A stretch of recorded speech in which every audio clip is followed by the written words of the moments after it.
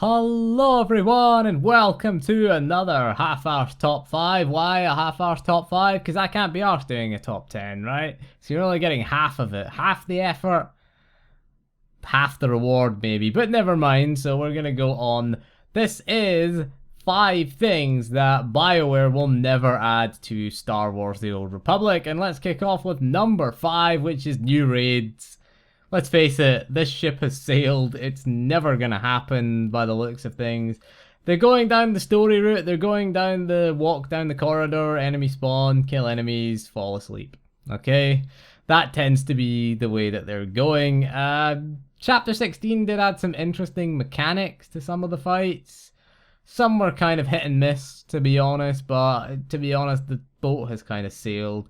Most of the mechanics that were added were very forgiving, okay? You had like a 2-second cast to get out of things. 2 seconds is years in a game, okay? If you can't get out of something in 2 seconds, you're never going to get out of anything, to be honest. Number 4, we have a new game engine. People have asked for it, ain't going to happen, okay?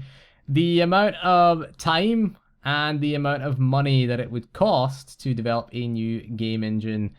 This is EA, right? EA care about a quick buck. EA don't care about fixing things. They don't care about quality.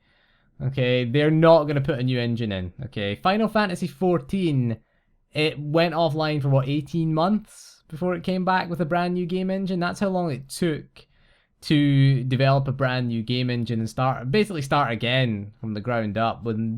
Was it worth it? Yes, because Realm Reborn is amazing. But this is EA. They're not going to invest in a new engine. It's not going to be ported to Frostbite because Frostbite has never ran an MMO. There's no MMOs that run on Frostbite. So they're never ever, it's untried, untested in an MMO environment. It wouldn't work, I don't think, in Frostbite. The amount of work that would have to be done to Frostbite, you'd have to adapt it to run an MMO. Would it be worth it in the end? No.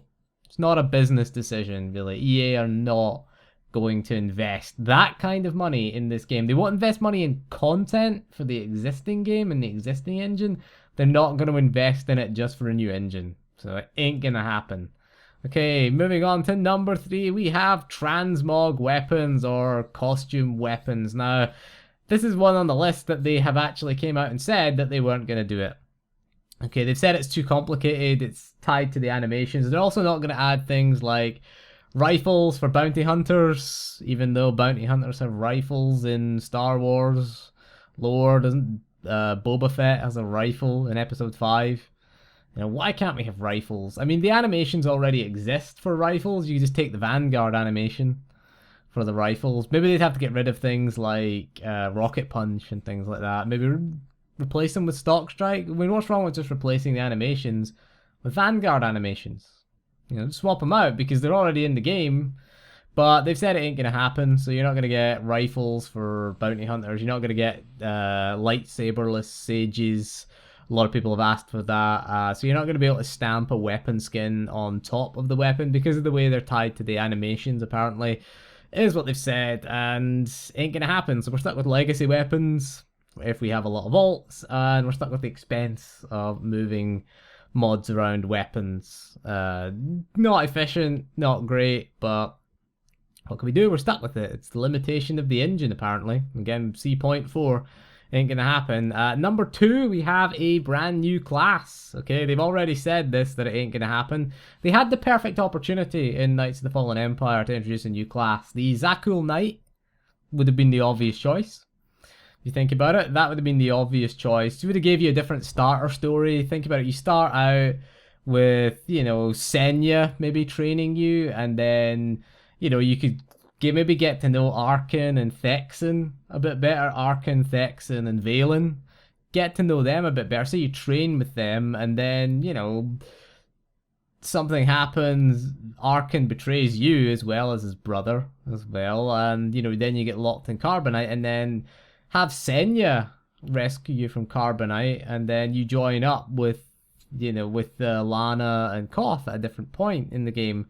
So you start chapter 3 slightly differently. You'd have obviously a different chapter. It's different chapter structure. Chapters sort of 1 and 2 would be you leveling. So say you started the class at 55, chapter 1 and 2 would be 55 to 60, and then chapter 3 would kind of join the story of Knights of the Fallen Empire.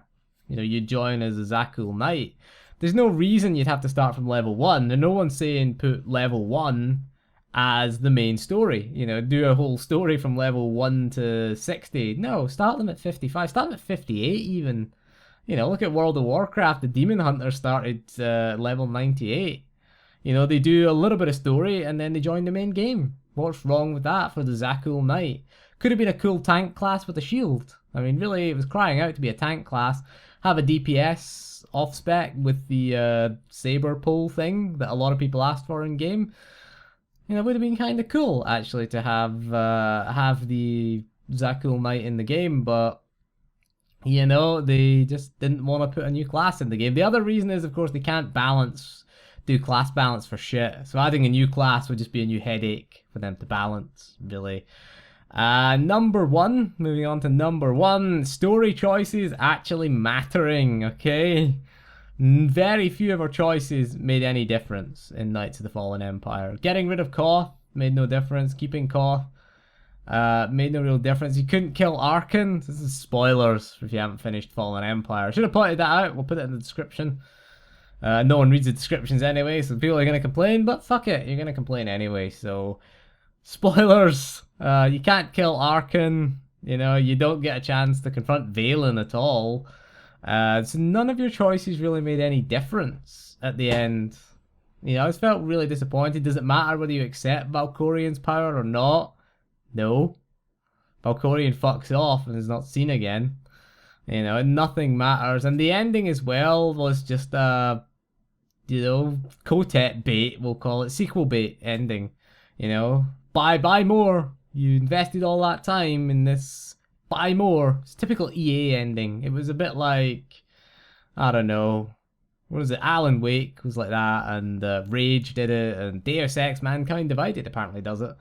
But there's so many other games that have done really shitty sequel bait endings, and Knights of the Fallen Empire does it. It doesn't really resolve much, to be honest, and it's very disappointing, the ending, actually, of Knights of the Fallen Empire.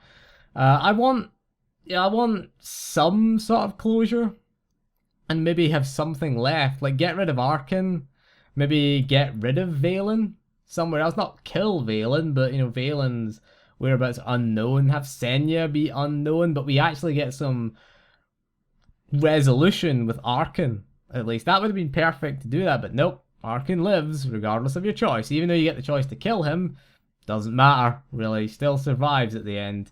You do get the choice to kind of shoot Senya down, but you're not going to shoot Senya down, are you? Maybe it would affect, maybe Senya would leave if you kill Arkan. Or maybe, you know, Valen maybe is missing. Have Valen is missing. Where is Valen? Have her show up later in the expansion. I think the ending with Scorpio made sense. You know, Scorpio is going to be the new big bad of the next expansion. Fair enough. I was okay with that, but I would have liked to seen some resolution, at least with Arkan and Valkorian, at least. We never really saw him at the end.